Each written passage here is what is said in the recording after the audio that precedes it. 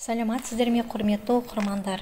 Лев Николаевич Толстой атындағы Қостанай облыстық Әмбебап ғылыми кітапханасының Әмбебап оқу залында Қазақстан Республикасының тұңғыш президенті Нұрсұлтан Әбішұлы Назарбаевтың «Болашаққа бағдар рухани жаңғыру» атты мақаласына арналған «Латын әліпбиі рухани жаңғыру бастауы» атты көрмесі қойылды.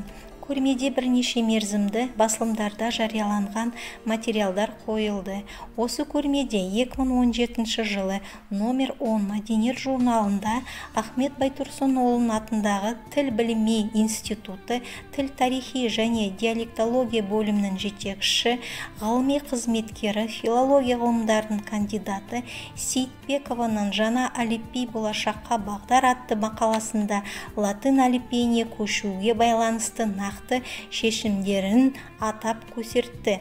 Қорытындылай келгенде, қазақ жазуын латын графикасына көшіру тәуелсіздігіміздің ұлттық жаңғыруымыздың белгісі болса, онда жаңа әліпбиде қазақтың ұлттық бет бейнесін көрсететін дыбыстық әліпби болуы тиіс.